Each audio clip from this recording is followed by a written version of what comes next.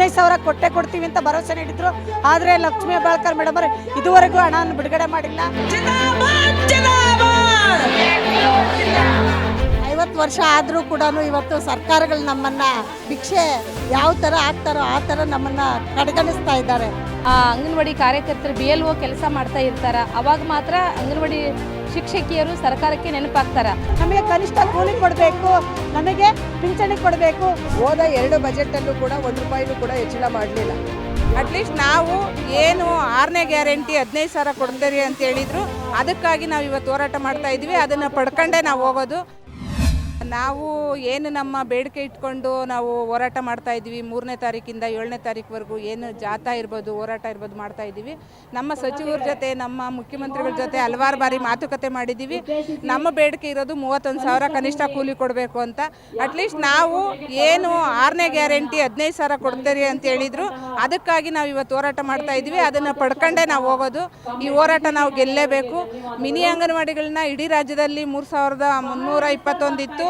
ಅದರಲ್ಲಿ 1,002 ಮುಂಚೆ ಆಗಿತ್ತು. ಇನ್ನು 2,250 ಈಗ ಆಗಿದೆ. ಅದನ್ನು ಸ್ವಾಗತಿಸ್ತೀವಿ. ಆದರೆ ನಾವು ಕೇಳಿದಂಥ ಬೇಡಿಕೆ, ನಮ್ಮ ಬಡ್ಜೆಟ್ಟು ಈ ಟೈಮಲ್ಲಿ ನಮಗೆ ನಮ್ಮ ಬೇಡಿಕೆ ಈಡೇರಿಸಿದ್ರೆ ನಮ್ಮ ಬೇಡಿಕೆ ಉಗ್ರ ಆಗುತ್ತೆ ಮೇಡಮ್. ನಮ್ಮ ಹೋರಾಟ ಉಗ್ರ ಆಗುತ್ತೆ.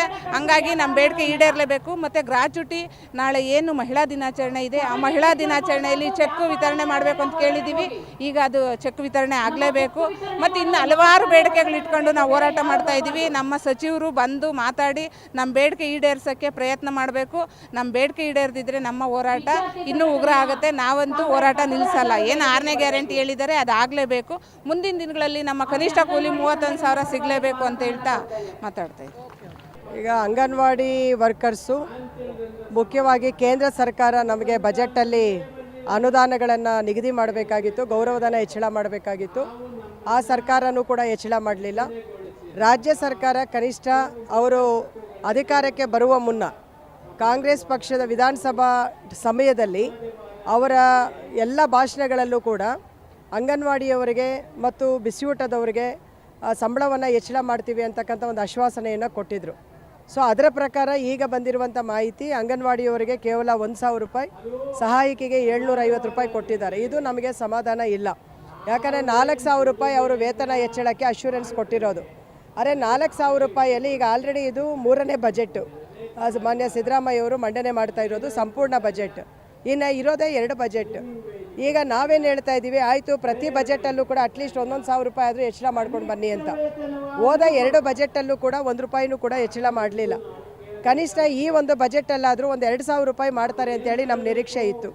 ಆದರೆ ನಮ್ಮ ನಿರೀಕ್ಷೆ ಪ್ರಕಾರ ಅವರು ಮಾಡಲಿಲ್ಲ. ಸೊ ಇದು ನಮ್ಮನ್ನು ತುಂಬ ಅಪ್ಸೆಟ್ ಮಾಡಿದೆ ಮತ್ತು ಇದು ನಮಗೆ ಸಮಾಧಾನ ಇಲ್ಲ. ಸೊ ಇವತ್ತು ಹೋರಾಟ ಮಾಡ್ತಾ ಇದ್ರೂ ಕೂಡ ಹೋರಾಟಗಳಿಗೂ ಕೂಡ ಯಾವುದೇ ರೀತಿಯ ಗೌರವ ಇಲ್ಲದ ರೀತಿಯಲ್ಲಿ ಅದನ್ನು ಪರಿಗಣನೆ ಮಾಡೋದನ್ನು ನಾವು ಒಪ್ಪೋದಿಲ್ಲ. ಸೊ ಹಾಗಾಗಿ ನಮ್ಮ ಹೋರಾಟ ಇವತ್ತು ತೀವ್ರವಾಗುತ್ತೆ. ಇವತ್ತು ICDS ಯೋಜನೆ ಹುಟ್ಟಿ 50 ವರ್ಷ ಆಯಿತು. 50 ವರ್ಷ ಆದರೂ ಕೂಡ ಇವತ್ತು ಸರ್ಕಾರಗಳು ನಮ್ಮನ್ನು ಭಿಕ್ಷೆ ಯಾವ ಥರ ಆಗ್ತಾರೋ ಆ ಥರ ನಮ್ಮನ್ನು ಕಡೆಗಣಿಸ್ತಾ ಇದ್ದಾರೆ. ಯಾಕೆ ಅಂತಂದರೆ ಇವತ್ತು ಕನಿಷ್ಠ ಪ್ರತಿ ವರ್ಷ ಇವತ್ತು 50 ವರ್ಷದಿಂದ ಪ್ರತಿ ವರ್ಷ 100 ರೂಪಾಯಿ ಹೆಚ್ಚು ಮಾಡಿದರೂ ಕೂಡ ನಮ್ಮ ಅಂಗನವಾಡಿ ನೌಕರರು ಇವತ್ತು ಬೀದಿಗಿಳಿಯುವಂಥ ಪರಿಸ್ಥಿತಿ ಬರ್ತಾ ಇರಲಿಲ್ಲ. ಇವತ್ತು ಕನಿಷ್ಠ ವೇತನ ಕೊಡಬೇಕು ಮತ್ತು 3 ಮತ್ತು 4ನೇ ದರ್ಜೆ ನೌಕರರನ್ನಾಗಿ ಪರಿಗಣಿಸಬೇಕು ಅಂತ ಅಂದ್ಬಿಟ್ಟು ನಾವು ಒತ್ತಾಯ ಮಾಡಿ ಹಲವಾರು ವರ್ಷಗಳಿಂದ ಹೋರಾಟ ಮಾಡ್ತಾ ಇದ್ದರೂ ಕೂಡ ಸರ್ಕಾರ ಇದಕ್ಕೆ ಗಮನ ಕೊಟ್ಟಿಲ್ಲ. ಇವತ್ತು ಸೆಂಟ್ರಲ್ ಗೌರ್ಮೆಂಟು ಕೂಡ 2018ರಿಂದ ಒಂದು ಸಿಂಗಲ್ ಪೈಸೆ ಕೂಡ ಹೆಚ್ಚು ಮಾಡದೆ ನಮ್ಮನ್ನು ದುಡಿಸ್ಕೊಳ್ತಾ ಇದ್ದಾರೆ. ಇವತ್ತು ಕೇಂದ್ರ ಸರ್ಕಾರದ ಎಲ್ಲ ಯೋಜನೆಗಳನ್ನು ಜಾರಿ ಮಾಡೋದಕ್ಕೆ ನಮ್ಮ ಅಂಗನವಾಡಿ ವರ್ಕರ್ಸ್ ಬೇಕು. ಆದರೆ ಹೆಚ್ಚು ಮಾಡೋದ್ರಲ್ಲಿ ಮಾತ್ರ 2018ರಿಂದ ಒಂದು ಸಿಂಗಲ್ ಪೈಸೆ ಮಾಡಿಲ್ಲ. ಆದ್ದರಿಂದ ಕೇಂದ್ರ ಸರ್ಕಾರಕ್ಕೂ ಕೂಡ ನಾವು ಒತ್ತಾಯ ಮಾಡ್ತಾ ಇದ್ದೀವಿ, ನಮ್ಮ ಕನಿಷ್ಠ ವೇತನ ಕೊಡಬೇಕು ಅಂತ. ಮತ್ತು ಇವತ್ತು ಅಂಗನವಾಡಿ ಕೇಂದ್ರಗಳನ್ನು ಮೇಲ್ದರ್ಜೆಗೇರಿಸಬೇಕು. ಮೇಲ್ದರ್ಜೆಗೇರಿಸೋದು ಮೊದಲು ಈಗಾಗಲೇ ನಮ್ಮ ರಾಜ್ಯದಲ್ಲಿ 250 ಅಂಗನವಾಡಿ ಕೇಂದ್ರಗಳನ್ನು ಮಾಂಟಸರಿಯಾಗಿ ಮಾಡಿದ್ದಾರೆ. ನಾವು ಕೇಳ್ತಾ ಇರುವಂಥದ್ದು ಇಡೀ ರಾಜ್ಯದ 63,000 ಅಂಗನವಾಡಿ ಕೇಂದ್ರಗಳನ್ನು ಕೂಡ ಮೇಲ್ದರ್ಜೆಗೇರಿಸಿ ಮಾಂಟಸರಿ ಸ್ಕೂಲುಗಳು ಮಾಡಬೇಕು ಮತ್ತು ಅವಕ್ಕೆ ಮೂಲಭೂತವಾದ ಸೌಲಭ್ಯಗಳನ್ನು ಕೊಡಬೇಕು. ಮತ್ತು ಅಂಗನವಾಡಿ ನೌಕರರಿಗೆ ಇವತ್ತೇನು ಪಿಂಚಣಿ ಯೋಜನೆ ಅಂತಂದ್ಬಿಟ್ಟು ಏನು ಕೊಡ್ತಾ ಇದ್ದಾರೆ NPS ಲೈಟು, ಇವತ್ತು 2016ರಿಂದ ಕೂಡ ಅದನ್ನು ಕೂಡ ಕೊಡ್ತಾ ಇಲ್ಲ. ಅದನ್ನು ಕನಿಷ್ಠ ಈಗ NPS ಆಧಾರಿತವಾಗಿ ಇದು LIC ಆಧಾರಿತ ಪಿಂಚಣಿ ಯೋಜನೆ ಕೊಡಬೇಕು ಅಂತ ಅಂದ್ಬಿಟ್ಟು ನಾವು ಒತ್ತಾಯ ಮಾಡ್ತಾ ಇದ್ದೀವಿ.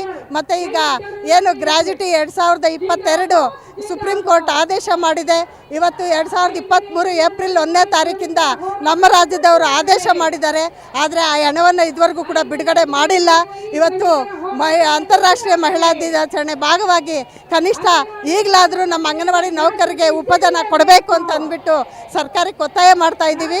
ಇವತ್ತೇನಾದರೂ ಈ ಬಜೆಟಲ್ಲಿ ಏನಾದರೂ ನಮಗೆ ಅನುಕೂಲವಾಗಿರುವಂಥ ಏನು 6ನೇ ಗ್ಯಾರಂಟಿ ಜಾರಿ ಮಾಡಲಿಲ್ಲ ಅಂದರೆ ನಮ್ಮ ಹೋರಾಟ ಉಗ್ರವಾಗ್ತದೆ ಅಂತ ಅಂದ್ಬಿಟ್ಟು ಸರ್ಕಾರಕ್ಕೆ ಈ ಮೂಲಕ ಎಚ್ಚರಿಕೆಯನ್ನು ಕೊಡ್ತಾ ಇದ್ದೀವಿ. ಬೀದರ್ ಜಿಲ್ಲೆಯಿಂದ ಸುಮಾರು 2,500 ಜನ ನಾವು ಬಂದಿದ್ದೇವೆ. 2 ದಿನದ ಹಿಡಿದು ಟ್ರೈನು ಬಸ್ಸು ನಡ್ಕೊಂಡು ಹೆಂಗೋ ಮುಂದೆ ಆಗ್ತದೆ, ನಮ್ಮ ಗ್ರ್ಯಾಚ್ಯುಟಿ ಆಗ್ತದೆ, ನಮ್ಮ ಪರ್ಮೆಂಟ್ ಆಗ್ತದೆ, ಸಂಬಳ ಹೆಚ್ಚಾಯ್ತದ ಅಂತ ಜನ ಬೆಂಗಳೂರಿಗೆ ಬರಬೇಕಾದ್ರೆ ತುಂಬ ಸುಖಕ್ಕೆ ಬರ್ತಾ ಇಲ್ಲ, ಭಾಳ ಕಷ್ಟಕರವಾಗಿ ಬರ್ತಾ ಇದ್ದೆವು. 2018ರಿಂದ ಯಾವ ಸರ್ಕಾರನೂ ಒಂದು ನಯ ಪೈಸೆ ಕೂಡ ನಮಗೆ ಮಾಡಿಲ್ಲ.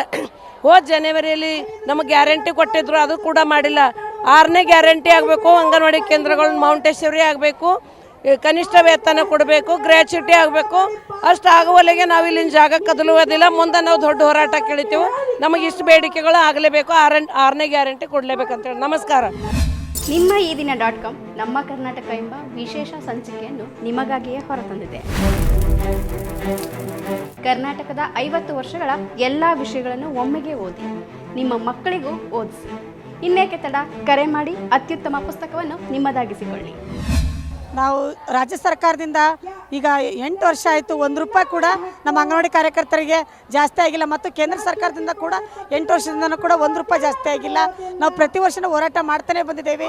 ರಾಜ್ಯ ಸರ್ಕಾರ ಹಿಂದೆ ನಮ್ಮ ಗ್ಯಾರಂಟಿ ಯೋಜನೆ 6ನೇ ಗ್ಯಾರಂಟಿಯನ್ನು ಅಂಗನವಾಡಿ ನೌಕರರಿಗೆ 15,000 ಕೊಡ್ತೀವಿ ಅಂತ ಭರವಸೆ ನೀಡಿದ್ರು.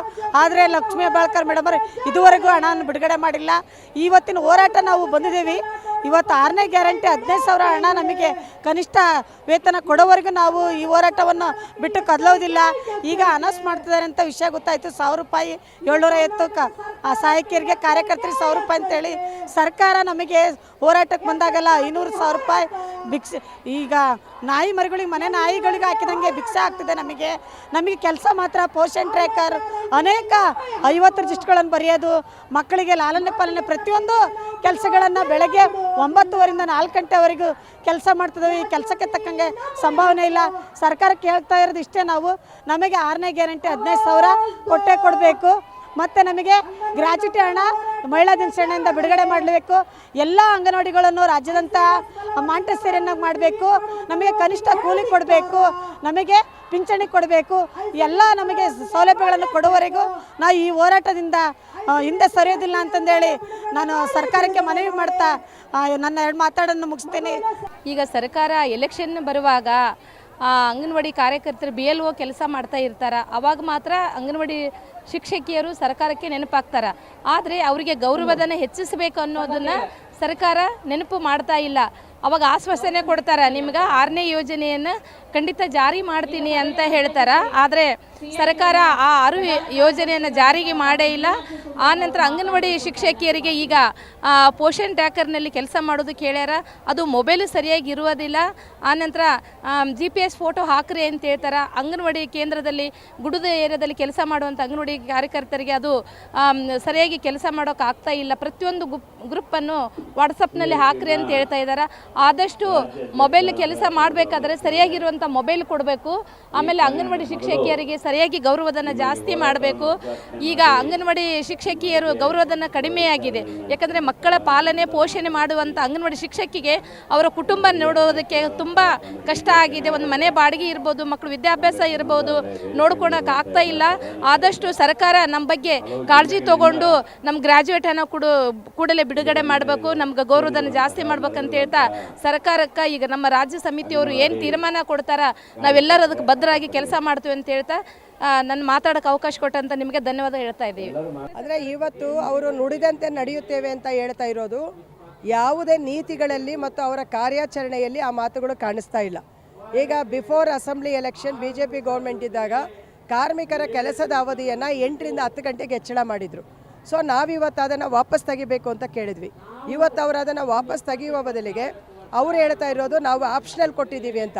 ಆಪ್ಷನಲ್ ಅಂದರೆ ನಿಮಗೆ ಗೊತ್ತಿರಬೇಕು, ಇವತ್ತು ಯಾವುದೇ ಕಂಪನಿ ವರ್ಕರನ್ನು ಕೆಲಸಕ್ಕೆ ತೊಗೋಬೇಕಂದ್ರೆ ಎಲ್ಲ ಕಂಡೀಷನ್ ಹಾಕಿರ್ತಾರೆ.